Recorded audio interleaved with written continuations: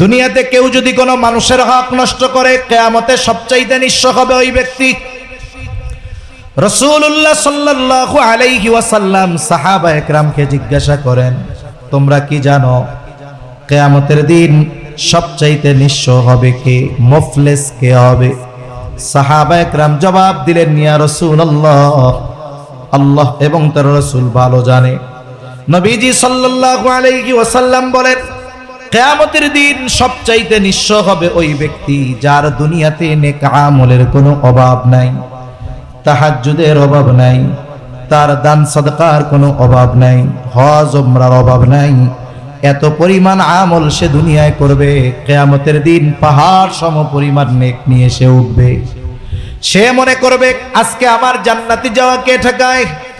কিন্তু আফসোস, ওই ব্যক্তি দুনিয়ায় মানুষের হক নষ্ট করত, কারো সম্পদ কেড়ে নেওয়ার মাধ্যমে, কারো উপরে জুলুম করার মাধ্যমে, কাউকে কথার মাধ্যমে, কাউকে হাতের মাধ্যমে। ক্ষমতাধর ছিল, প্রভাবশালী ছিল, নেক আমল করেছে, কিন্তু বান্দার হক নষ্ট করেছে। ওই লোকটা জান্নাতে যাওয়ার অনুমতি পাওয়ার পূর্বে আল্লাহ তাআলার কাছে দুনিয়ায় যাদের উপরে সে জুলুম করেছে ওই মানুষগুলো আল্লাহর আদালতে ওই ব্যক্তির ব্যাপারে অভিযোগ দায়ের করবে, আল্লাহর কাছে বিচার প্রার্থনা করবে।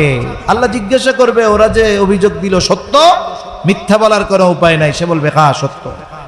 আল্লাহ বলবে তাইলে হক আদায় করে দাও। দুনিয়ার লেনদেন, টাকা পয়সা, ডলার, এগুলো দিয়ে হয়। কিয়ামতের দিনের লেনদেন হবে নেকি আর গুনাহ দিয়া। বলে যার কাছে নেকি সে ধনী, যার নেকি নাই সে গরিব। এইবার ওই ব্যক্তি বলবে, আল্লাহ এ তো দুনিয়া না, দুনিয়া হলে সম্পদ যা নিয়েছি বহুগুণ প্রয়োজনে তাকে দিয়ে দিতাম। এবার বাদী বলবে, আল্লাহ আমার তো এখন সম্পদ দরকার নাই, আমার হক সে তার নেকির দ্বারা আদায় করে দি। আল্লাহ তাআলা বলেছেন, সুনিশ্চিত ভবিষ্যতের দিকে নজর দাও। ওয়াল তানজুর নাফসুম মা কদ্দামাত লিগাদ, তুমি নজর দাও আগামীর জন্য তুমি কি প্রেরণ করেছো। বৃদ্ধকালে ভালো থাকার জন্য কি জমাইছো এটা নয়, বরং কবর হলো সুনিশ্চিত ভবিষ্যৎ। এই কবরে ভালো থাকার জন্য তুমি দুনিয়ার থেকে কবরে কি পাঠাইছো। হায়রে ফুলসেরাত, বিজলির মতো পাড়ি দেওয়ার জন্য কি পাঠিয়েছো। পরকালে জান্নাত পাওয়ার জন্য কি দুনিয়া থেকে ভবিষ্যতের জন্য পাঠিয়েছো, সেই দিকটাতে তুমি নজর দাও। এজন্য বুজুর্গানে দিন মুহাসাবার কথা বলেন, হিসাবের কথা বলেন। আর হিসাবের কথা আসলেই আমাদের সামনে চিন্তা আসে টাকা পয়সার হিসাব। ব্যবসায়ী হিসাব করে টাকা পয়সার হিসাব, রাজনীতিবিদ হিসাব করে ভোটের হিসাব, এক একজনের এক এক রকমের হিসাব। কিন্তু বুজুর্গানে দিন আমলের হিসাব করতে বলেন, জীবনের নেকি আর গুনার হিসাব বুজুর্গানে দিন করতে বলেন। বুজুর্গানে দিন বলেন যে প্রত্যেকটা রাতে ঘুমাইতে যাওয়ার আগে, ঘুমানোর আগে সবার উচিত তার সারা দিনের ভালো মন্দ কাজের একটা হিসাব করা। আপনাদের এই বড় বাজার, কালামপুর বাজার, বাজারে অনেক বড় বড় ব্যবসায়ী আছে। অধিকাংশ প্রসিদ্ধ ব্যবসায়ী যারা দীর্ঘদিন সুনামের সাথে ব্যবসা করতেছে, এই ধরনের ব্যবসায়ীরা কিছু রুলস ফলো করে, কিছু নিয়ম নীতি মেনে চলে, যার কারণে তারা দেখা যায় সহজে লস খায় না।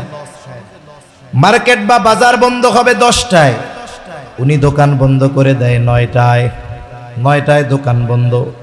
দোকানের মধ্যে বসে কি করে, বলে কয়েক ধরনের হিসাব করে। 1 নাম্বার হিসাব করে আজকে বেচা কেনা কত হলো।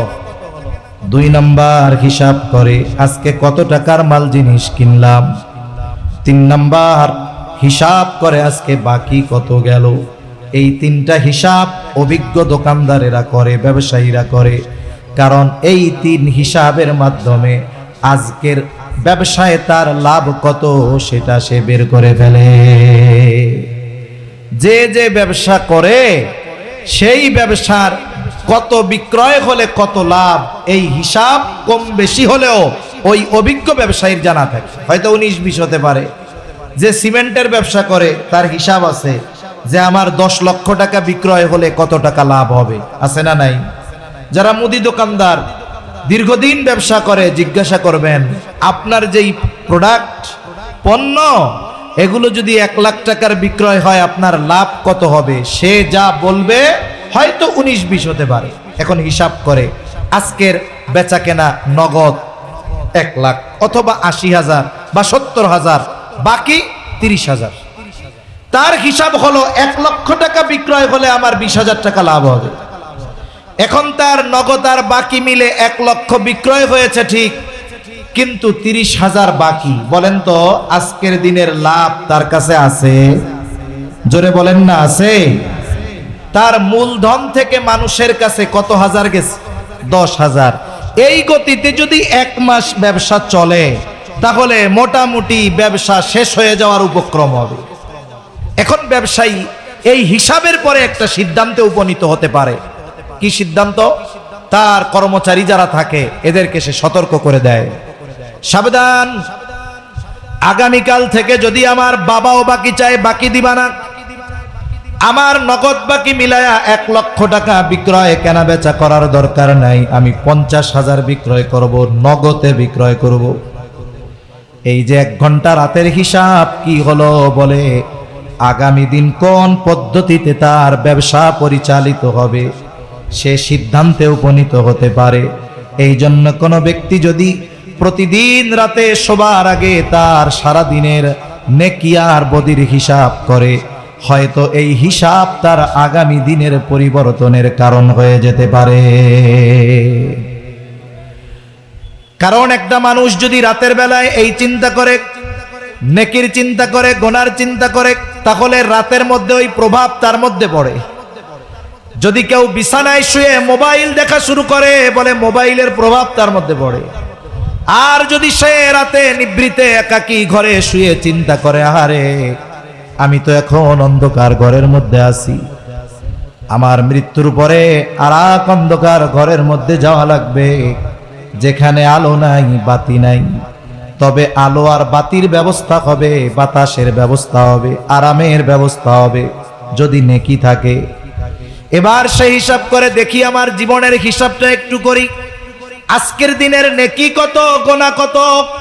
সে হিসাব করলো, দেখলো আজকে সওয়াব কম গোনা বেশি, সওয়াব কম তার গোনা বেশি। তার মধ্যে চিন্তা ঢুকছে, আরে আজকের রাতটা যদি আমার জীবনের শেষ রাত হয়ে যায় তাহলে আগামী দিন পরকালে আল্লাহর সামনে আমাকে গুনাহগারদের কাতারে দাঁড়াতে হবে। এই চিন্তা করে সে রাতের বেলায় খালেস তাওবা করছে, একেবারে একনিষ্ঠ তাওবা, যে আল্লাহ আমারে মাফ করে দেন, আমি আর জীবনে কোনোদিন গুনাহ করব না। এই তাওবা আল্লাহর কাছে কবুল হয়ে গেছে। কারণ বলা যায় না, আমি শুরুর দিকে বলেছিলাম যে কোন কথায় কার জীবনের পরিবর্তন হয় বলা যায় না। হাদিসের মধ্যে এক জালেমের ঘটনা আসছে। জালেমের নাম ছিল কিফিল। নবীজি সাল্লাল্লাহু আলাইহি ওয়াসাল্লাম একবার দুইবার নয়, বারবার কিফিলের ঘটনা সাহাবায়ে কেরামের কাছে বর্ণনা করেছেন। নবীজি বলেন কিফিল হলো এমন এক জালেম, বলে এমন কোন পাপ নাই কিফিল করে নাই, এমন কোন অন্যায় নাই কিফিল করে নাই। কিফিলের অন্যায়গুলোর মধ্যে একটা অন্যায়, সে মানুষকে সুদের উপরে টাকা দিত। সুদখোর ছিল, সুদখোর। সমাজে আছে নাকি সুদখোর? আরে মিয়া, ব্যাংকে কত বড় সুদ, বলে ঘরোয়া সুদ আরো বড় সুদ। কিফিল মানুষের সুদের উপরে টাকা দিত। একদিন এক বিধবা মহিলা তার কাছে আসছে বিপদে পড়ে কিছু টাকা কর্জ নেওয়ার জন্য। বলে যারা সুদি কারবারি করে এরা মানুষ বিপদে পড়লে কর্জ দেয় না। কেউ যদি সুদে চাইতে যায় মুঠ ভইরা দিয়া দেয়, কিন্তু বিপদে পড়ে যদি 500 টাকা ধারও চায় তাও দেয় না। ওই মহিলা গিয়া বলে, কিফিল আমারে কিছু টাকা দাও, কর্জ দাও, ধার দাও, আমি বিপদে পড়েছি। কিফিল বলে, না আমি কাউরে টাকা ধার দেই না, টাকা যদি লাগে সুদে নাও। মহিলা বলে, কিফিল সুদ দেওয়ার মতো সামর্থ্য যদি আমার থাকতো তাইলে তোমার কাছে সাহায্যের জন্য আসতাম নাকি।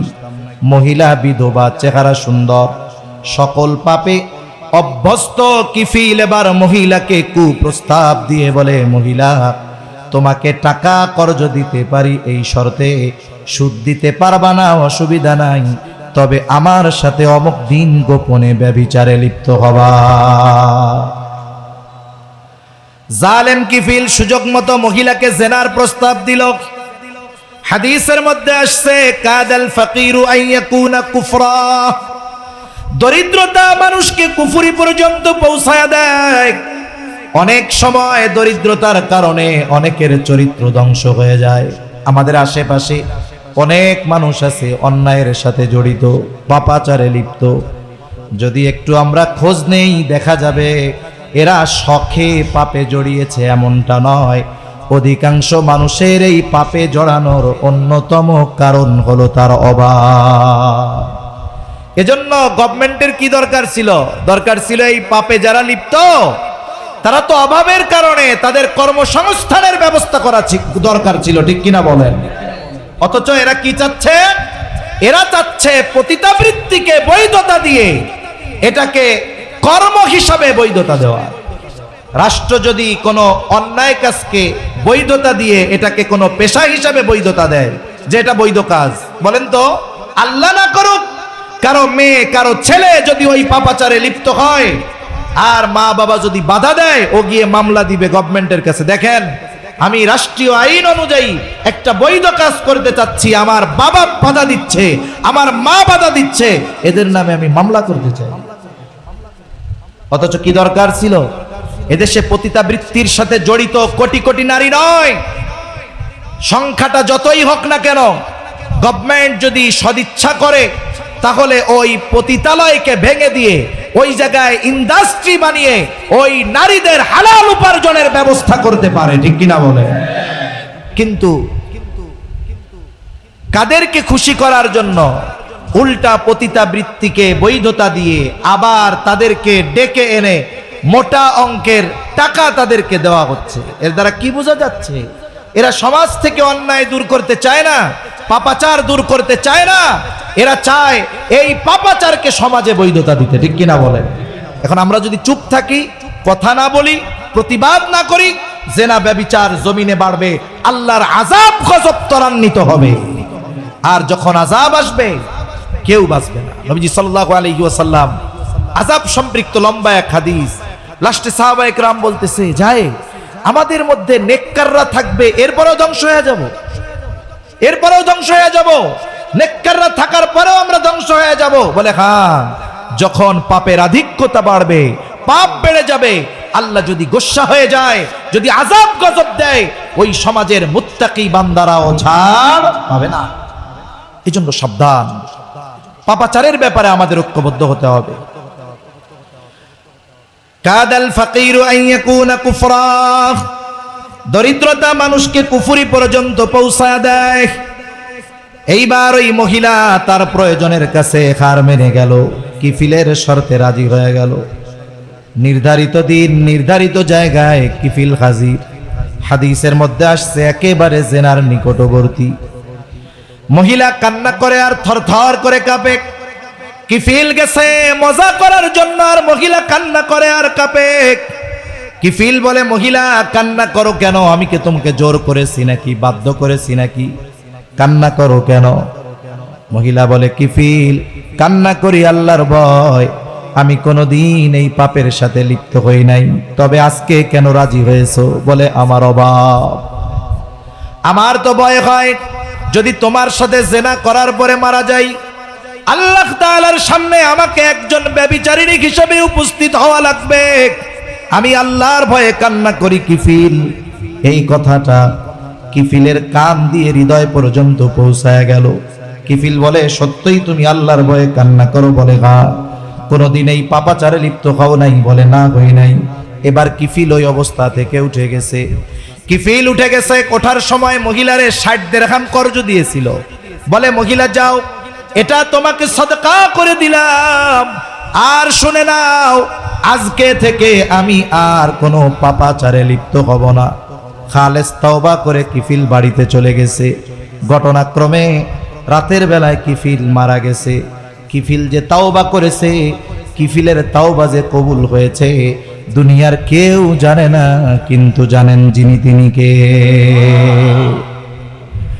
কিফিলের তাওবা কবুল হয়ে গেছে, কিফিল মারা গেছে। মানুষেরা আনন্দিত যে হায় এক জালেম মরছে, ভালো হয়েছে, জালেমের মৃত্যু হয়েছে, ভালো হয়েছে, মানুষেরা আনন্দিত। কিন্তু আল্লাহ তাআলা কিফিলের দরজায় লিখে দিয়েছেন, আল্লাহ তাআলা কিফিলকে ক্ষমা করে দিয়েছে। তোমরা কিফিলকে পাপী বলো না, কিফিল জান্নাতের বাসিন্দা হয়ে গেছে। আল্লাহ তাআলা কিফিলরে মাফ করে দিয়েছে। তাহলে একটা কথা, একটা চিন্তা, একটা মানুষের গতিপথ জাহান্নাম থেকে জান্নাতের দিকে নিয়ে আসতে পারে, ঠিক কিনা বলেন? হতে পারে হয়তো এই যুবক রাতের বেলা আল্লাহর কাছে খালেস তাওবা করেছে, আল্লাহ আমি আর আগামী দিন থেকে কোনো পাপে জড়াবো না, গুনাহ করব না, হায় আল্লাহ আপনি আমারে মাফ করে দেন। দুনিয়ার কেউ শোনে নাই, কিন্তু শুনছে কে? খালেস তাওবা করেছে আল্লাহর জন্য, তাওবা কবুল। নবীজি বলেন আত্তাইবু মিনাজ যামবি কামাল্লা যামবালা, যে খালেস ভাবে তাওবা করলো সে কেমন যেন কোনো গুনাহই করে নাই, একেবারে নিষ্পাপ হয়ে যায়। ঘটনাক্রমে ওই ব্যক্তির জীবনের শেষ রাত যদি এটা শেষ রাত হয়, তাহলে কিয়ামতের দিন আল্লাহর সামনে আমলনামায় গুনাহ মুক্ত হয়ে সে উপস্থিত হবে। এজন্য আমরা আমাদের রাতের এই হিসাবকে গুরুত্ব দিব, যে আমার আজকে দিনের ভালো কাজ কত, আজকে দিনের মন্দ কাজ কত। যদি অভ্যস্ত হই কি হবে? বলে প্রথম দিনের হিসাবে দেখা যাবে গুনাহ বেশি সওয়াব কম, পরের দিন হয়তো হবে সমান সমান, এর পরের দিন দেখা যাবে গুনাহ কমছে সওয়াব বেড়েছে। ধারাবাহিকতা যদি ঠিক থাকে এমন দিন সে অতিবাহিত করবে, রাতের বেলা হিসাব করতে যাবে, কবিরা গুনাহ বহুদূর তার সগীরা গুনাহও খুঁজে পাবে না। কইতে পারেন সগীরা গুনাহ খুঁজে পাবো না হুজুর, এটা কোনো কথা কইলেন? কারণ হাদিসের মধ্যে আসছে এক নামাজ থেকে আর এক নামাজ, যে ব্যক্তি ফজর পড়ছে যখন সে জোহর পড়ে, ফজর থেকে নিয়ে জোহর পর্যন্ত সগীরা গুনাহগুলো মাফ হয়ে যায়। সুবহানাল্লাহ। নেককার আল্লাহর বান্দা সে তো এশার নামাজ পড়ে টিভি দেখবে না, মোবাইল দেখবে না, সে গিয়ে খাওয়া দাওয়া করে শুয়ে পড়বে, গুনাহ করার কোনো সুযোগ নাই। আল্লাহর কাছে মাফ চাইবে, গুনার হিসাব করবে। কবিরা গুনাহ সারা দিনে হয় নাই, সগীরা গুনাহ ওই যে এক নামাজের পরে আরেক নামাজ, সগীরা গুনাহ মাফ হয়ে যায়। মূলত তার আমলনামায় ওই দিন সগীরা গুনাহগুলোও আল্লাহর পক্ষ থেকে ক্ষমা হয়ে যাবে। সুবহানাল্লাহ। এটাই তাকওয়ার জীবন, এটাই মুত্তাকি। তাহলে দুইটা পদ্ধতি আমরা জানছি কোরআন থেকে। এক নাম্বার পদ্ধতি, আল্লাহ তাআলা বলেন ওয়াকুনু মা'আস সাদিকিন, সত্যবাদীদের সঙ্গী হয়ে যাও। দুই নাম্বার পদ্ধতি, তুমি আগামীর জন্য তথা পরকালের জন্য কি প্রেরণ করছো এটার ব্যাপারে একটু হিসাব করো, নজর দাও। এই দুইটা বিষয়ই থাক, আরো অনেকগুলো বিষয় আছে। তাহলে নবীজির উপদেশের দিকে আমরা ফিরে যাই। নবীজি আবু যর রাদিয়াল্লাহু তাআলা আনহুকে এক নম্বরে বললেন, ইয়া আবু যর ইত্তাকিল্লাহা হাইসুমা কুনতা, তুমি যেখানেই থাকো না কেন ভয় করবা কাকে? বলেন তো পৃথিবীতে এমন কোন জায়গা আছে যেই জায়গায় গিয়ে যদি আমি আপনি পাপ করি আল্লাহ দেখবে না? দেখবে?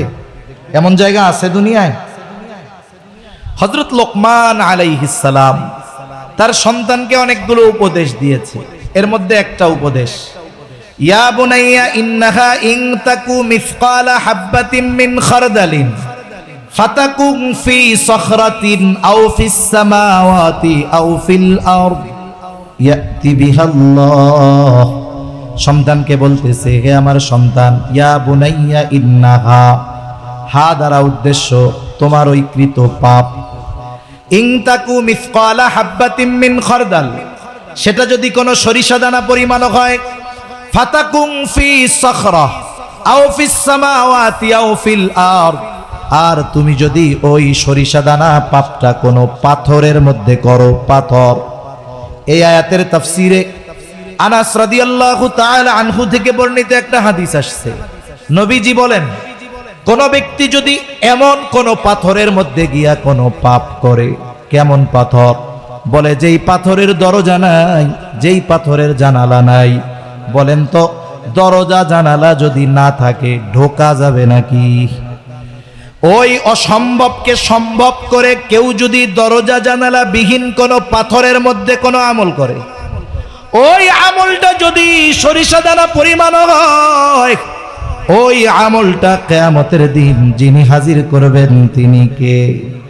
হযরত লোকমান বলেন ফাতাকুন ফি সখরা, ওই সরিষা দানা পরিমাণ পাপটা যদি তুমি পাথরের মধ্যেও করো, আও ফিস সামাওয়াত, যদি আসমানেও করো, আও ফিল আরদ, জমিনেও যদি করো, ইয়াতি বিহাল্লাহ, ওই পাপ সহ তোমাকে যিনি হাজির করবেন তিনি কে?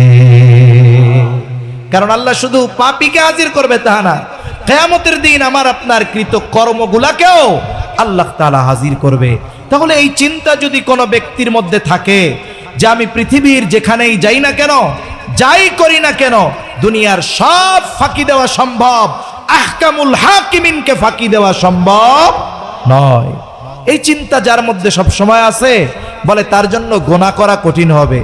দোকানদার যদি হয় ওজনে কম দেওয়া কঠিন হবে, সয়াবিনের সাথে পাম অয়েল মেশানো কঠিন হবে, 3 নম্বর মালকে 1 নম্বর বলে বিক্রয় করা কঠিন হবে, ঠিক কিনা বলেন?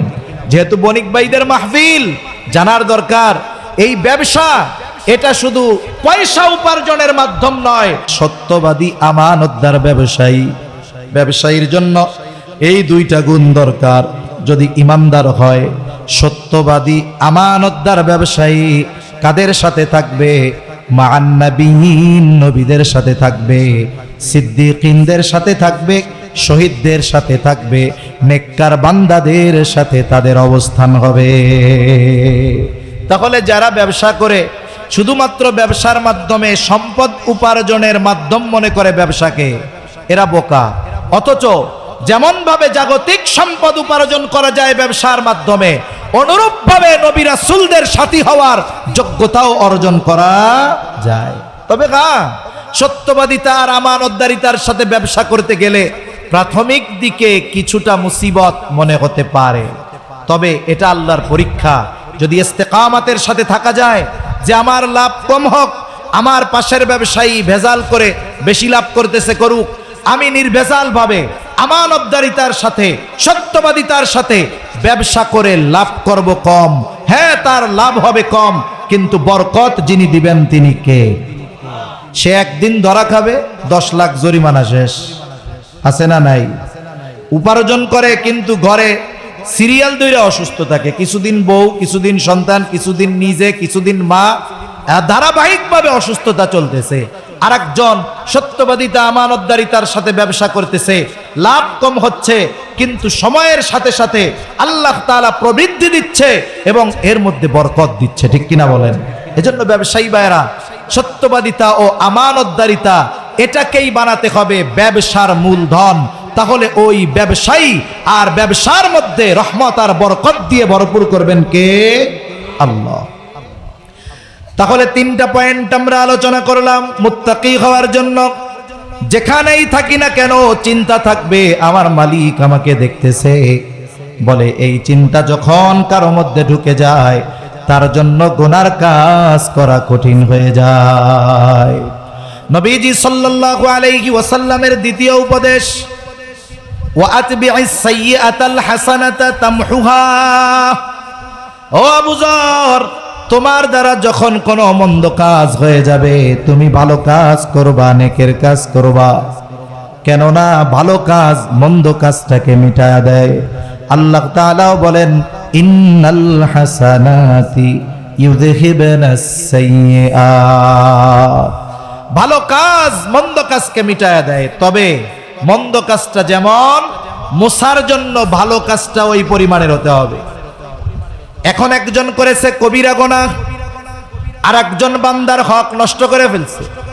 এখন ও যদি 1000 দানার তসবিহ একটা নিয়ে কয় আস্তাগফিরুল্লাহ আস্তাগফিরুল্লাহ, আল্লাহ আমারে মাফ করে দেন, বলেন তো বান্দার হক আদায় না করা পর্যন্ত তার তাওবা আল্লাহ কবুল করবে নাকি? তাহলে বান্দার হক যে নষ্ট করেছে, আগে বান্দার হক আদায় করতে হবে, তাহলেই না তার তাওবা কবুল হবে, নাইলে তার তাওবা কবুল হবে না, তার গুনাহ মাফ হবে না। এই জন্য গুনাহ যেমন, এই গুনাহ মোছার জন্য আমল তেমন। কবিরা গুনাহ যদি হয় খালেস তাওবা করতে হবে, বান্দার হক সম্পৃক্ত যদি হয় বান্দার হকগুলো আদায় করতে হবে, ছোট ছোট অন্যায় যদি হয় ওটাও মাফ চেয়ে নিতে হবে। কারণ দুনিয়াতে কেউ যদি কারোর সাথে অসৎ আচরণ করে, একজন মুরব্বী, তার সাথে আমার ভালো আচরণ করতে হবে, এটা তার হক। এখন আমি তার সাথে মন্দ আচরণ করলাম, তার কাছে আমি ক্ষমাও চাই নাই, তার কাছে মাফও চাই নাই, সে মাফও করে নাই, কি হবে তাইলে? নবীজি বলেন, তোমরা ওই দিন আসার আগে সতর্ক হয়ে যাও, যেই দিন আল্লাহ তাআলা বাদী বিবাদীর মধ্যে ফয়সালা করে দিবে। যদি দুনিয়াতে কেউ কাউকে কথার দ্বারাও একটা কষ্ট দিয়ে থাকো, মাফ চেয়ে নাও, কারণ ওই বিষয়টার ফয়সালাও কিয়ামতের দিন যিনি করবেন তিনি কে। এজন্য যত ছোট মন্দ কাজ হোক আমরা মাফ চেয়ে নিব, যার সাথে হবে তার সাথে। এজন্য রাসূলুল্লাহ সাল্লাল্লাহু আলাইহি ওয়াসাল্লাম আয়েশা সিদ্দিকা রাদিয়াল্লাহু তাআলা আনহাকে বলেন, আয়েশা, তুমি কোন নেকের কাজকে ছোট মনে করবা না, কোন গুনার কাজকেও ছোট মনে করবা না, কারণ হতে পারে ওই ছোট পাপের কারণে আল্লাহ শাস্তি দিতে পারে, আবার ওই ছোট ভালো কাজের কারণে আল্লাহ মাফ করে দিতে পারে। প্রসিদ্ধ ঘটনা আমরা সবাই কম বেশি জানি। একজন দুশ্চরিত্রা নারী, সে একটা পিপাসিত কুকুরকে পানি পান করাইছে, ভালো কাজ, আল্লাহর কাছে পছন্দ হয়েছে। নবীজি বলেন এই কারণে আল্লাহ তাআলা তাকে মাফ করে দিবে। আরেকজন মহিলা, সে একটা বিড়ালকে বেঁধে রাখছে, খাবারও দেয় না, ছেড়েও দেয় না, বিড়ালটা মারা গেছে। নবীজি সাল্লাল্লাহু আলাইহি ওয়াসাল্লাম বলেন, কিয়ামতের দিন এই কারণে আল্লাহ তাআলা তাকে শাস্তি দিবে। এজন্য আমার আপনার দ্বারা যদি কবিরা গুনাহ হয়, তাহলে কবিরা গুনাহ মোছার ওষুধ হলো তাওবা। একজনের সাথে খারাপ আচরণ হয়েছে, তার কাছ থেকে ক্ষমা চাওয়া, এই ধরনের পাপ যেমন তার পাপ থেকে মুক্তি বা নাজাত বা তাওবার পদ্ধতি তেমন। এজন্য আমার আপনার দ্বারা যদি কখনো পাপ হয়ে যায়, অন্যায় হয়ে যায়, তাওবার ক্ষেত্রে, কারো সাথে যদি খারাপ আচরণ হয়ে যায়, ক্ষমা চাওয়ার ক্ষেত্রে আমরা কখনো বিলম্ব করব না। হয়তো আজ রাতে আমার দ্বারা গুনাহ হয়েছে, আজ রাতে আমার দ্বারা কথার দ্বারা কেউ কষ্ট পেয়েছে, আগামী দিন ক্ষমা পাওয়ার সুযোগ পাবো কি পাবো না এর কোনো নিশ্চয়তা নাই। তাহলে নবীজি সাল্লাল্লাহু আলাইহি ওয়াসাল্লাম দ্বিতীয় উপদেশ দিলেন, ও আবু যর, তোমার দ্বারা যদি কখনো অন্যায় কাজ হয়ে যায়, তুমি ভালো কাজ করবা, নেকের কাজ করবা, কেন? তামহুহা, ওই ভালো কাজ মন্দ কাজটাকে মিটায়া দেয়। 3 নাম্বার, নবীজি সাল্লাল্লাহু আলাইহি ওয়াসাল্লাম বলেন, ওয়া খালিকিন নাসা বিখুলুকিন হাসানিন, ও আবু যর, মানুষের সাথে সদাচরণ করবা, মানুষের সাথে সদাচরণ করবা, ভালো ব্যবহার করবা। সদাচার এটা ব্যাপক অর্থবোধক একটি শব্দ। সদাচারী তো সে প্রকৃতপক্ষে যেই মানুষটা তার কাছে যেমন হক প্রাপ্য তেমনি হক আদায় যেই ব্যক্তি করে, সেই ব্যক্তি মূলত সদাচারী। অনেকে আছে মুখ দিয়ে কথা বলে সুন্দর সুন্দর, কিন্তু মানুষের হক নষ্ট করে, বিভিন্ন পদ্ধতিতে মানুষকে কষ্ট দেয়। তার কথা খুব সুন্দর, মিষ্টি কথা, আবার অধিকাংশ সময় দুষ্টু লোকের কথা ভাষা এগুলো মিষ্টি হয় বেশি। দুনিয়ায় যত চিটিংবাজ আছে, সব চিটিংবাজদের ভাষা দেখবেন খুব মধুর, খুব মায়াময়, মানুষেরকে খুব আকর্ষিত করে, আচরণ খুব সুন্দর। যেগুলো চিটিংবাজ, অধিকাংশ মানুষ আচরণের দিক দিয়ে খুব সুন্দর আচরণ করে, কিন্তু তার ভেতরে কি আছে এটা আমরা কেউ বুঝতে পারি না। তাহলে সদাচারীকে বলে মানুষের সব হক যে আদায় করে সে।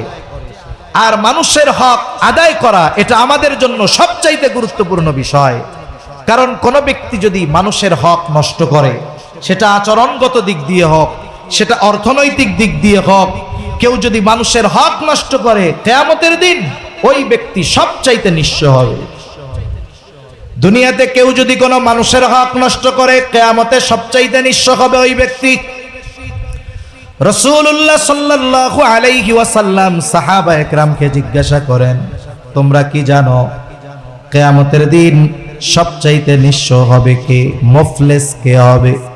সাহাবায়ে কেরাম জবাব দিলেন, ইয়া রাসূলুল্লাহ, আল্লাহ এবং তার রাসূল ভালো জানে। নবীজি সাল্লাল্লাহু আলাইহি ওয়াসাল্লাম বলেন, কিয়ামতের দিন সবচাইতে নিঃস্ব হবে ওই ব্যক্তি যার দুনিয়াতে নেক আমলের কোনো অভাব নাই, তাহাজ্জুদের অভাব নাই, তার দান সাদকার কোনো অভাব নাই, হজ উমরার অভাব নাই। এত পরিমাণ আমল সে দুনিয়ায় করবে, কিয়ামতের দিন পাহাড় সম পরিমাণ নেক নিয়ে সে উঠবে। সে মনে করবে আজকে আমার জান্নাতে যাওয়া কে ঠেকায়? কিন্তু আফসোস, ওই ব্যক্তি দুনিয়ায় মানুষের হক নষ্ট করত, কারো সম্পদ কেড়ে নেওয়ার মাধ্যমে, কারো উপরে জুলুম করার মাধ্যমে, কাউকে কথার মাধ্যমে, কাউকে হাতের মাধ্যমে। ক্ষমতাধর ছিল, প্রভাবশালী ছিল, নেক আমল করেছে, কিন্তু বান্দার হক নষ্ট করেছে।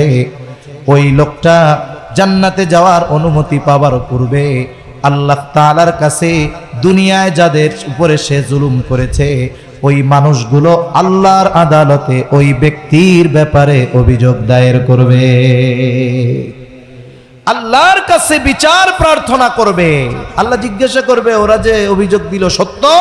মিথ্যা বলার কোনো উপায় নাই। সে বলবে হ্যাঁ সত্য। আল্লাহ বলবে তাইলে হক আদায় করে দাও। দুনিয়ার লেনদেন, টাকা পয়সা, ডলার, এগুলো দিয়ে হয়। কিয়ামতের দিনের লেনদেন হবে নেকি আর গোনা দিয়া। বলে যার কাছে নেকি সে ধনী, যার নেকি নাই সে গরিব। এইবার ওই ব্যক্তি বলবে, আল্লাহ এ তো দুনিয়া না, দুনিয়া হলে সম্পদ যা নিয়েছি বহুগুণ প্রয়োজনে তাকে দিয়ে দিতাম। এবার বাদী বলবে, আল্লাহ আমার তো এখন সম্পদ দরকার নাই, আমার হক সে তার নেকির দ্বারা আদায় করে দি।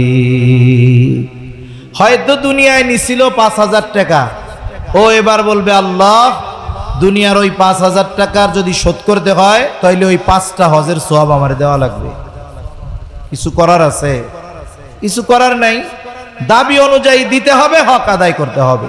একের পর এক মানুষের হক আদায় করতে করতে পাহাড় পরিমাণ নেক শেষ, কিচ্ছু নাই। লোকটা হতাশায় আল্লাহ তাআলার কাছে বলবে, আল্লাহ সব নেকি শেষ, এখনো তো অভিযোগকারীর সিরিয়াল লম্বা। অভিযোগকারীরা বলবে, আল্লাহ নেকি নাই তাতে কি, আমাদের গোনাগুলো নিয়ে আমাদের হালকা বানায়া দি। এতক্ষণ নেকি দিয়া হক আদায় করা লাগছে, এখন গোনা নিয়ে হক আদায় করতে হবে। পাহাড় পরিমাণ গোনার মালিক সে হয়ে যাবে। নবীজি বলেন, কিয়ামতের দিন সবচাইতে নিঃস্ব হবে ওই ব্যক্তি যার দুনিয়ায় নেক আমলের অভাব ছিল না, কিন্তু দুনিয়ায় সে মানুষের হক নষ্ট করত। এজন্য প্রকৃতপক্ষে সদাচরণকারী হলো সে যে মানুষের হক আদায় করে, যার সাথে যেমন হক তেমনটা সে আদায় করে। এই ব্যক্তি হলো সর্বোচ্চ সদাচরণকারী। মানুষের সাথে ভালো ব্যবহার, এটা উত্তম আখলাকের অন্যতম একটা অংশ। এই উত্তম আখলাক, উত্তম চরিত্র, এটা অনেক বড় এক আমল। রাসূলুল্লাহ সাল্লাল্লাহু আলাইহি ওয়াসাল্লামকে জিজ্ঞাসা করা হলো, মিজানে সবচাইতে ওজন হবে কোন আমল? আমল গণনা করা হবে না, মেপে দেখা হবে না, ওজন দেওয়া হবে। নবীজি সাল্লাল্লাহু আলাইহি ওয়াসাল্লামকে জিজ্ঞাসা করা হলো, সবচাইতে ওজন হবে কোন আমল? নবীজি সাল্লাল্লাহু আলাইহি ওয়াসাল্লাম নামাজের কথা বলেন নাই, রোজার কথা বলেন নাই, হজের কথা বলেন নাই, যাকাতের কথা বলেন নাই। নবীজি সাল্লাল্লাহু আলাইহি ওয়াসাল্লাম বলেছেন, মিজানে সবচাইতে ওজন হবে যে আমল, সেটার নাম হলো উত্তম চরিত্র। উত্তম আখলাক, উত্তম চরিত্র, এটা মিজানে সবচাইতে ওজনদার হবে। এজন্য একজন মানুষ সদাচরণকারী নয়, উত্তম ব্যবহারকারী নয়, সে মানুষের সাথে নরম ভাষায় কথা বলে না, সে রুক্ষভাষী, কর্কশভাষী, এই ধরনের মানুষ সদাচরণকারী হতে পারে না। এজন্য যেই মানুষটা আমার কাছে যেমন হক পাও না, আমি তাকে ওই হক দিব। একজন বড়, সে আমার কাছে কি পাওনা? বলে সে আমার কাছে পাওনা হলো সম্মান। একজন ছোট, সে আমার কাছে কি পাওনা? বলে সে আমার কাছে পাওনা হলো স্নেহ। রাসূলুল্লাহ সাল্লাল্লাহু আলাইহি ওয়াসাল্লাম বলেন, মাল্লাম ইয়ারহাম সাগীরানা ওয়া লাম ইউক্কির কাবীরানা ফালাইসা মিন্না। নবীজি সাল্লাল্লাহু আলাইহি ওয়াসাল্লাম বলেন, মাল্লাম ইয়ারহাম সাগীরানা, যে ছোটর উপরে রহম করে না, ছোটকে স্নেহ করে না, ওয়া লাম ইউক্কির কাবীরানা, বড়কে সম্মান করে না, ফালাইসা মিন্না, নবীজি বলেন সে আমার অন্তর্ভুক্ত বা সে আমার দলভুক্ত নয়। এজন্য বড় যে পরিচিত হোক অপরিচিত হোক, সে আমার কাছে সম্মান প্রাপ্য, আমি তাকে সম্মান করব। কিন্তু আফসোস, জামানা এমন, বড়কে সম্মান ছোটকে স্নেহ, এটা আমাদের সমাজ থেকে উঠে গেছে বললে চলে, ঠিক কিনা বলেন? বড়কে সম্মান এটা আমাদের সমাজ থেকে উঠে গেছে। আমরাও ছোটদের স্নেহ করতে পারি না, করি না, আমাদের আচরণ খারাপ, করি না। আমাদের এক উস্তাদ বলতেন, নবীজি এখানে আগে বলছেন মাল্লাম ইয়ারহাম সগীরানা, যে ছোটকে রহম করে না, ওয়ালাম ইউক্কির কাবীরানা, বড়কে স্নেহ করে না। উনি ওনার ভাষায় বলতেন, বাস্তবতা হলো এই রকম, যেই বড় ছোটকে স্নেহ করে না, ওই বড়কেও ছোটরা সম্মান করে না। এজন্য আমাদের ছোটদের স্নেহ করা দরকার, ছোটদেরকে মহব্বত করা দরকার, তাহলে ওরাও বড়দেরকে সম্মান করবে, মহব্বত করবে। মা বাবার হক আছে, মা বাবার সাথে সদাচরণকারী কি? মা বাবার যেই হক ইসলাম নির্ধারণ করেছে, এই হক আদায় করা। মা বাবার সাথে সদাচরণ মানে ইসলাম মা বাবার যেই হকগুলো সাব্যস্ত করেছে, এই হকগুলো আদায় করা। ওই হক আদায় করে না, কিন্তু সে অনেক ইবাদত করে, সে বাস্তবিক অর্থে সদাচরণকারী হতে পারে নাই। স্ত্রীর সাথে হক আছে, এই হকগুলো যে আদায় করে, স্ত্রীর সাথে সদাচরণকারী, কিন্তু অনেক ইবাদত করে, তাহাজ্জুদের অভাব নাই, দান সাদকার অভাব নাই, কিন্তু স্ত্রীদের সাথে ভালো আচরণ করে না, বলে সেই স্ত্রীদের সাথে সদাচরণকারী হতে পারে নাই। এজন্য একটা ব্যক্তি পরিপূর্ণভাবে তখনই সদাচরণকারী হয়, উত্তম আখলাকওয়ালা হয়, সদাচরণকারী তখনই হয় যখন সে মানুষের হকগুলো আদায় করে। আর মানুষের হক যদি আদায় না করে, কিয়ামতের দিন আল্লাহর আদালতে তাদেরকে ধরা পড়ে যাওয়া লাগবে। এজন্য সম্মানিত উপস্থিতি, উত্তম আখলাকের অন্যতম পাঠ হলো মানুষের হক আদায় করা। এজন্য দেখুন, ইসলামের যত বিধি বিধান, হুকুম আহকাম সম্মিলিতভাবে যত কিছু আছে, ঈমান থেকে নিয়ে যত কিছু আছে, সবগুলোকে শরীয়তে ইসলাম 5টি ভাগে বিভক্ত করেছে। 1 নাম্বার ঈমান আকীদা, 2 নাম্বার ইবাদত, 3 নাম্বার মুআমালাত, 4 নাম্বার মুআশারাত, 5 নাম্বার হলো আখলাক। এর মধ্যে ঈমান আকীদা আর ইবাদত যদি এক পাশে রাখেন, বাকি যে 3টা বিষয় আছে, এই 3টা বিষয় মানুষের সাথে মানুষের পারস্পরিক লেনদেন, আদান প্রদান, সম্মান আর আচার আচরণের সাথে সম্পৃক্ত। এজন্য এই বিষয়গুলো যার ঠিক নাই, যার মুআমালাত ঠিক নাই, যার মুআশারাত ঠিক নাই, যার আখলাক ঠিক নাই, বাস্তবিক অর্থে এই মানুষগুলো পরিপূর্ণ মনুষ্যত্ব অর্জন করতে পারে না, ভালো মানুষ হতে পারে না। কারণ এই গুণগুলোই মূলত একটা মানুষকে বাস্তবে ভালো মানুষে পরিণত করে। আমার আপনার নবীজি সাল্লাল্লাহু আলাইহি ওয়াসাল্লাম নবুয়তের বহির্প্রকাশ হলো 40 বছর বয়সে, কিন্তু এর আগে আমার আপনার নবীজি ওই জাহেল সমাজে মানুষের সাথে সদাচরণকারী হিসাবে আমার আপনার নবীজির প্রসিদ্ধি ছিল। আমার আপনার নবীজির উপাধি কাফেররা দিয়েছিল আল আমিন, আমার আপনার নবীজির উপাধি কাফেররা দিয়েছিল as-সাদিক। তিনি মানুষের সাথে এতটা সদাচরণকারী ছিলেন, মানুষের সাথে মুআমালাতের ব্যাপারে এতটা সচেতন ছিলেন, যেই কাফেররা নবীজিকে হত্যার অপচেষ্টা করেছে, ওই কাফেরদের আমানতের সামগ্রী তাদের কাছে পৌঁছানোর ব্যবস্থা না হওয়া পর্যন্ত আমার আপনার নবী মদিনার দিকে সফর শুরু করেন নাই। অথচ আমরা সেই নবীর উম্মত। আমাদের আচার আচরণের অবস্থা কি? আমাদের আচার আচরণ তো আর একজন মুসলিম ভাইয়ের সাথে পর্যন্ত ভালো নয়।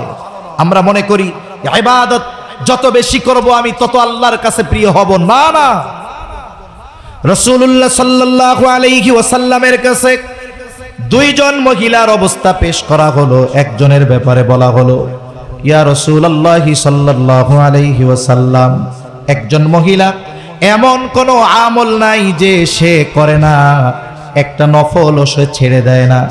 সে তাহাজ্জুদ, আওয়াবিন, ইশরাক যত নামাজ আছে সব পড়ে, আইয়াম বিজের রোজা রাখে, সোমবার বৃহস্পতিবার রোজা রাখে, দান সদকা করে, এক কথায় আমলের কোনো অভাব নাই। তবে একটা জিনিস, সে তার প্রতিবেশীর সাথে খারাপ আচরণ করে। আর একজনের ব্যাপারে বলা হলো, ইয়া রাসূলুল্লাহ সাল্লাল্লাহু আলাইহি ওয়াসাল্লাম, আরেকজন মহিলা যেটা না করলেই নয় শুধু সেটাই করে। তার মানে ফরজ, ওয়াজিব, সুন্নাতে মুআক্কাদা যেগুলো না করলে পাপ হবে, গুনাহ হবে, শুধুমাত্র এগুলোই করে, আর তেমন ইবাদত করে না। কিন্তু তার প্রতিবেশীর সাথে সে সদাচরণ করে, ভালো ব্যবহার করে, প্রতিবেশীর হক আদায় করে।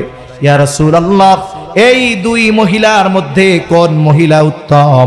নবীজি ওই ইবাদত বেশি করে তার কথা বলেন নাই, বরং নবীজি বললেন যেই মহিলা প্রতিবেশীর সাথে সদাচরণ করে ওই মহিলা হলো উত্তম মহিলা, ওই মহিলা উত্তম। তাহলে উত্তম নবীজির কাছে হওয়ার জন্য ইবাদত বেশি হয় নাই, বরং ভালো আচরণ, হক আদায় করার মাধ্যমে সে উত্তম মানুষ বলে বিবেচিত হয়েছে। এজন্য আমরাও আমাদের অপর মুসলমান ভাইয়ের সাথে ভালো আচরণ করব।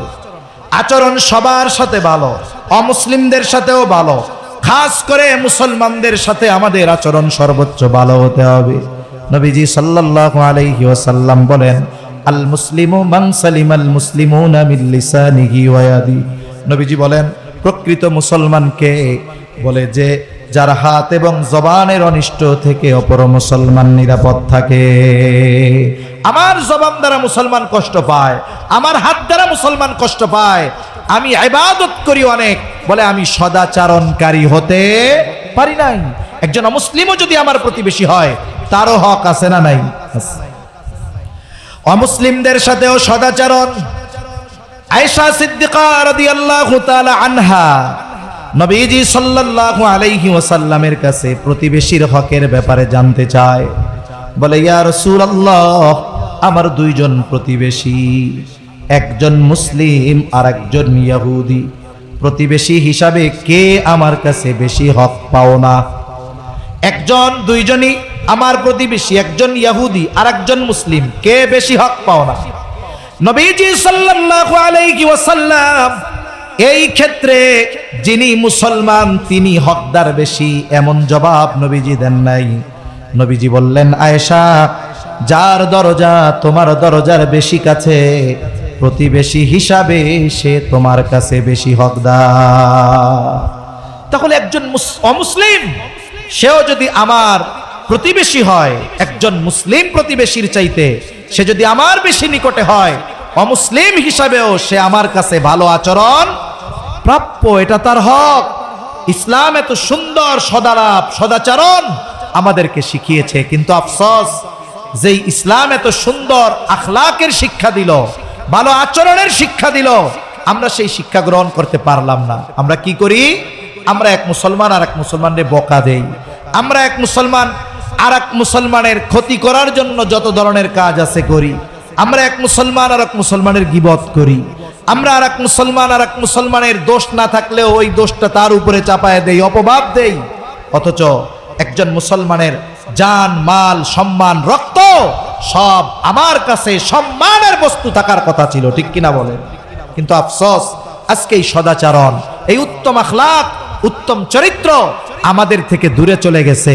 এজন্য আমরা আজকে এই মুসিবতের মধ্যে আছি, আমরা আর কষ্টের মধ্যে আছি। রাসূল আকরাম সাল্লাল্লাহু আলাইহি ওয়াসাল্লাম যেই আদর্শ, যেই শিক্ষা আমাদেরকে দিয়ে গিয়েছিলেন, আফসোসের বিষয় সেই শিক্ষার উপরে আমরা নিজেদেরকে গড়ে তুলতে পারি নাই। যদি পারতাম তাহলে গোটা দুনিয়ার নেতৃত্ব আজকে মুসলমানদের হাতে থাকতো, ঠিক কিনা বলেন?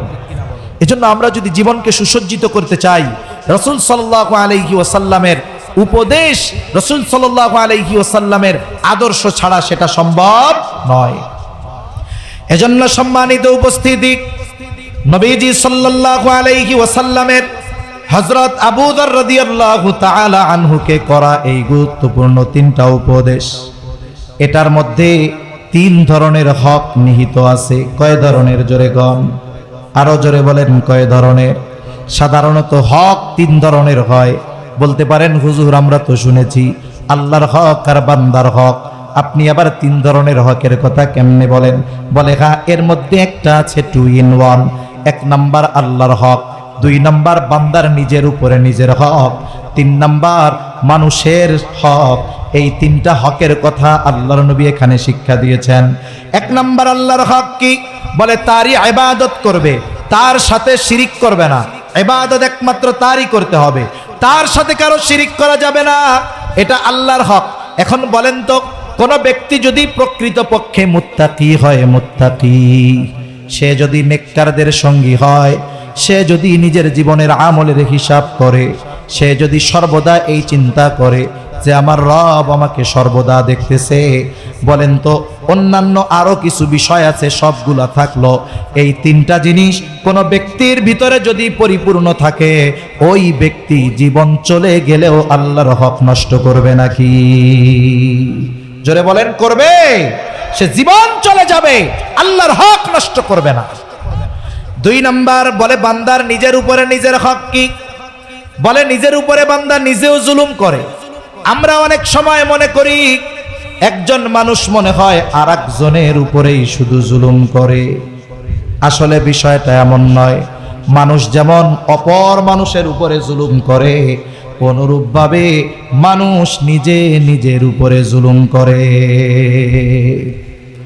যেমন আল্লাহ তাআলা কোরআনুল কারীমের মধ্যে জানাইছেন, আসমান জমিন সৃষ্টি থেকে মাস হইল 12টা। কয়টা? জোরে কোন, আরো জোরে বলেন কয়টা?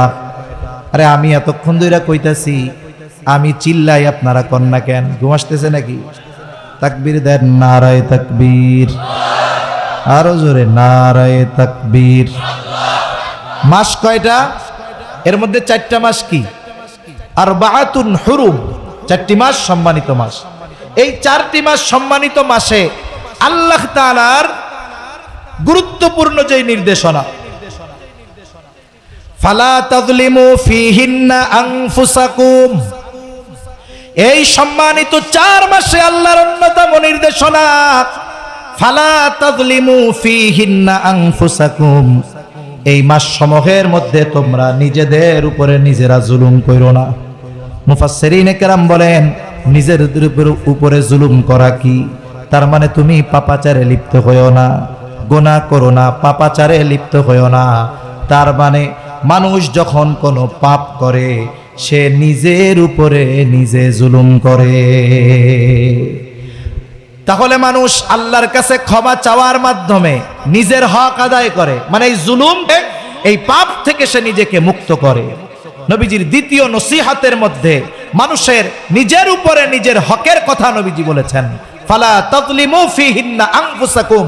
আল্লাহ বলেন যে ওই মাস সমূহতে তোমরা নিজেদের উপরে নিজেরা জুলুম করো না। আর রাসূলুল্লাহ সাল্লাল্লাহু আলাইহি ওয়াসাল্লাম বলেন, হে আবু যর, ওয়া আতবি'is সাইয়্যাতাল হাসানাতা তামহুহা, তোমার দ্বারা যদি কখনো মন্দ কাজ হয়ে যায়, তুমি ভালো কাজ করো, ভালো কাজ মন্দ কাজকে মিটায় দেয়। এখন আমি কবিরা গুনাহ করে ফেলছি, বলে আমার ভালো কাজ হলো তাওবা করা, ক্ষমা চাওয়া। কার কাছে? জোরে কোন। তাহলে এই তাওবা করা, ক্ষমা চাওয়ার মাধ্যমে বান্দা নিজের হক আদায় করে। আর 3 নাম্বার, মানুষের হকগুলো আদায় করার মাধ্যমে মানুষের সাথে সদাচরণ, তথা যেই মানুষটা তার কাছে যেই ধরনের হক পাও না, সেই ধরনের হক আদায় করার মাধ্যমে সে গোটা মানব জাতির সাথে সদাচরণকারী হয়ে যায়। এই যে নবীজির সুন্দর 3টা নসিহত,